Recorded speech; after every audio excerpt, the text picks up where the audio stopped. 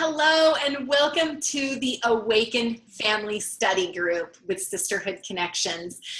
I am Jena Harris, the Transformation Life Changer, streaming in from Houston, Texas. And I am Maricela Rios, the Motivational Mentor, streaming in from Idaho. Yay! And we are on week 4, right, Maricela? We read this last week, pages 131 through 172. Okay, so for me, each week, we kind of talk about what is our pivotal moment, right, for the week. And for this week, and you and I think this last week we talked about how much we all talk about fear, but it is a common theme, right? It's like, through this book is really about our fear triggers. And yes, we have, I agree, I think we have talked a lot about fear, but this book is really shattering a lot of those fear patterns, wouldn't you say? Yeah, a lot. Yeah. So for me, there's so much in this week that was really, really good, but page 151, and it actually starts on page 150, but she talks in this whole chapter kind of about the things that we're so fearful of. There's, fear of saying yes, fear of unhappiness, but the one that stood out, and I think honestly as parents, we can all resonate with every category, some probably more so than others. And I'm going to share, for me, it was fear of not being in control. And for me, my whole life, it's been about learning how to release that control and having to control everything.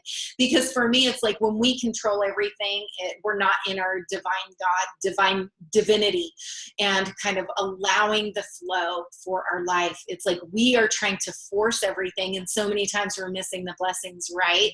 And so for parenting, specifically applying that, she hit a couple of things. I just wanted to read just a little bit. It says, the parenting industry has sold us on the idea that to be a good parent, we must be in control.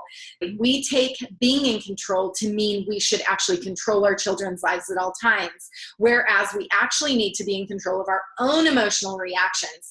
Operating mainly from anxiety, we have a hard time stepping back from our children and giving them the space they need to make mistakes and grow from them.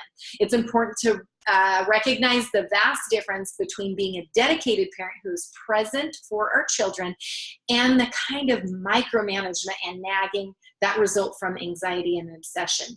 This fear of losing control can show up many areas in the relationship. And then she lists some. And I'm just going to share 4, Maricela, that kind of stood out to me. Not that I'm saying that all of them didn't resonate at one point in time, but that I found kind of a repeat within my parenting role. And the first one was, you find it hard to allow your children to make their own mistakes, because I always go back to, what did I do wrong? And really think about that. What did I do wrong because they're making this mistake? They're human. We're all going to make mistakes. And I realize, like, now, even with Jabril, I find that I am still in a better space, but still it's like, I want to turn around and point it at me, like, what did I do wrong? So I think it's really good because that's how we grow. I know for me, my mistakes have really helped me grow immensely in my life. So the second one was, you feel you are abandoning your children if you give them autonomy. And that's huge for me because, it's always that guilt of, and I think that goes back to when I was working in the corporate world and spending a lot of hours away from them. It was my guilt of not being a good enough parent, and needing to always feel like I needed to be around them. So another one was, you place inordinate pressure on yourself to meet their every need. And again, when I was a single parent there for a few years, I felt like I had to make up. You may resonate with this, Maricela, but I felt this incredible need to make up for that other parent. And in that, there was some dysfunction that was happening there. Now I can reflectively look back and see, but now I can actually help shine that in other parents' lives that may be that single parent or whatever, that cut yourself some slack. You are the one parent, and, just not to put that kind of pressure. And the last one was, you exhaust yourself trying to manage their decisions and activities. Boy, you know what? That actually, I'll tell you, I can honestly say I really don't think that I'm that way as much now, but oh my gosh, as a younger parent, big time, because I think trying to manage their decisions and activities. Like I wanted them to already have the lessons that I learned. And although there's some great, awesome opportunities there, like I think about even my sisters, yet if you take that away from them, they're not going to learn and grow. And so it really was huge to me, that part of the book and all of what we do in those kind of dysfunctional patterns. So I don't know, Maddie, what you think about that, but that was huge for me. Yes, and I agree. And I think she is an example, maybe in that chapter or in the book where she talks about her daughter. She wanted to enroll her daughter into a class, but I think she refrained from doing that until she was, I think, was it 6 years old? Where she allowed her daughter to choose the activity. And it goes the other way around. We tend to choose the activity for our child. We like soccer or football. We're going to enroll our child in that. We like certain instruments. That will be the instrument that we will expose our children to. But we don't allow them, or maybe we don't even step back and ask them, what would you like to learn? What engages you? And again, it's just putting our stuff onto our children. So I completely resonate with that, Jena, and allowing them to also share who they are, letting their identity come out. And now our identity, our unfulfilled wishes, maybe our childhood longings to come into play with our children's lives. And a pivotal moment that I had in the chapter that we read was the fear of conflict. And she talks about the dynamics between feminism and masculinity, and how oftentimes as parents, we don't allow them to explore or embrace both of them. We think because you're a female, you embrace these certain qualities. Or if you're a male, you embrace these certain qualities. But in reality, we each have both qualities. And how do we allow them to come together and be a balance in their everyday life? And she gives the example of a girl when she wants to voice her opinion. For example, I want to start my own business. So oftentimes the mother may say, shy her away from that, because we, as women, we have been projected to be the silent voice. And allowing that voice to come out and embracing it and saying, oh, she has this voice. Or our boys, they have this tender, compassion, loving side. They too have it. And when they cry, let them cry and express that side of them. It's not bad. But what do? You're a man or you're a boy, you don't cry. Boys do not cry. They don't show their emotions. They're the strong ones. And we deprive them. We take away from them the experience of feeling things. And then they begin to trap those emotions. And then they begin to show up later on in their life, or even at that age. So I really resonated with that section, and allowing our children to embrace both of these parts of who we are. But that starts again with us embracing that and knowing if we tend to one side, where do we find balance? And letting our children see us cry, and letting our children voice our opinions as women, as mothers in the workforce, and being part of that, embodying both of those. Mari, I have to tell you, that is a huge one. And as you were kind of sharing that, I was thinking about the expectations. And I actually see parents, especially men, doing that to their son. Oh, suck it up. Aren't you crying like a baby? You hear that kind of stuff all of the time. And what have we created in society? You can see the men that are stifled and that are angry. And it, gosh, it can go in all different directions, even causing, alcoholism, and even that outer shell. They're hardened and they don't even know how to express love. And it all comes with all of those expectations of what, like you said, what a man does versus what a woman does.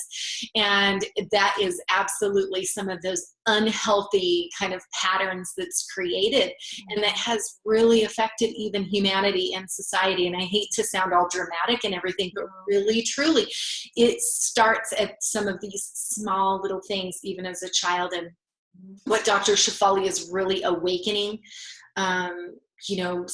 humanity up in, is really about that. All of these roles, expectations, all of the things that are, you know, that who knows where they came from, but everyone needing to fit in that box. So it's huge. And that was a big one too. When I read through that one hit me too. And, you know, because especially both of us have boys, and I know it's so easy to even not even notice that you're kind of doing that. You go into that place, and it could be even more subtle things, you know, like even think about this. I am being reminded of a mom. She was watching her son walk away one time, and we were sitting there having a conversation, and she had mentioned, I'm worried that, you know, he's walking too feminine and he's going to be made fun of. And that was really, we really had a deep conversation, but really it's about kind of what Dr. Shefali, it's fear in the parent, not really the child's fear, because the child knows nothing, because he's just being happy and being him and walking how he walks, right?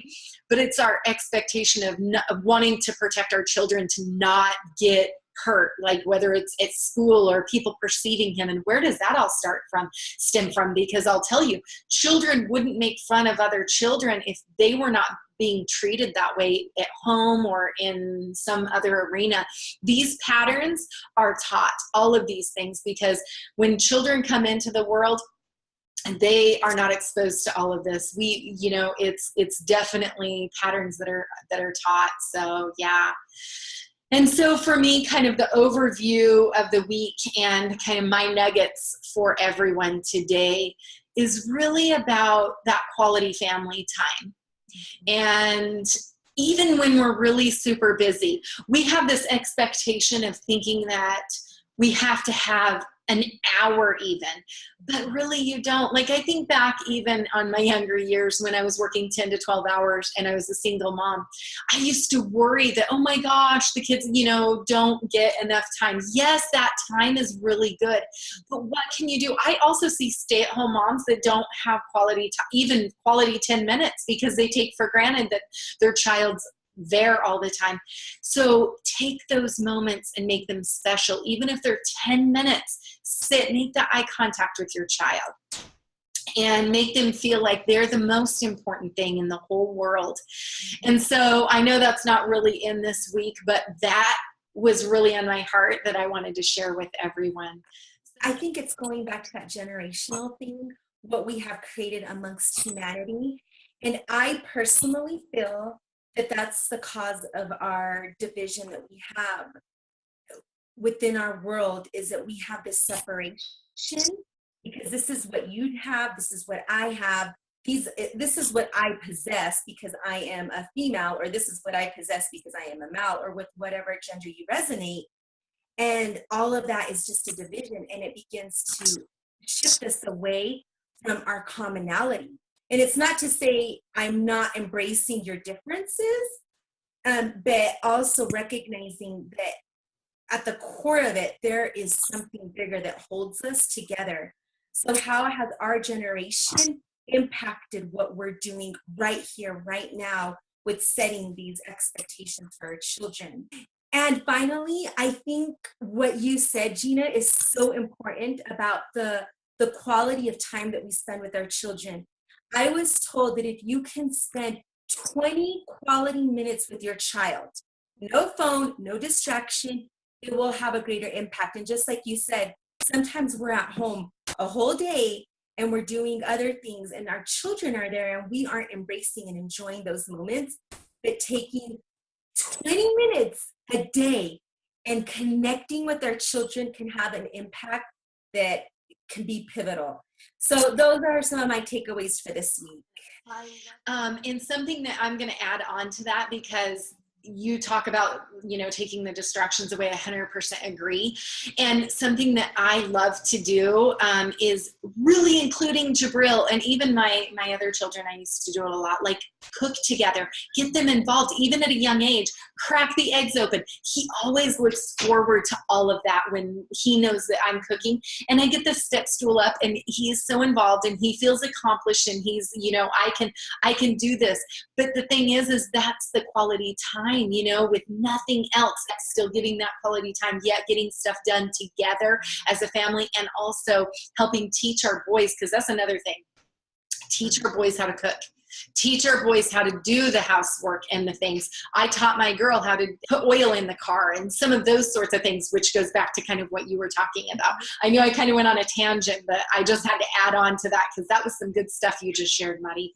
So if you are new to Sisterhood Connections, we want to invite you, if you are a woman looking to be empowered, we have a phenomenal Facebook group. And so look us up on Facebook under Sisterhood Connections. We love to really empower women on that. And Maricela, you want to share a little bit about our laughter class that's coming up. I cannot wait to join. Yes, I'm very excited. Everyone is welcome to join our monthly laughter class. We have it the 20th of every month, so the August 20th, you are welcome to join us from the comfort of your home.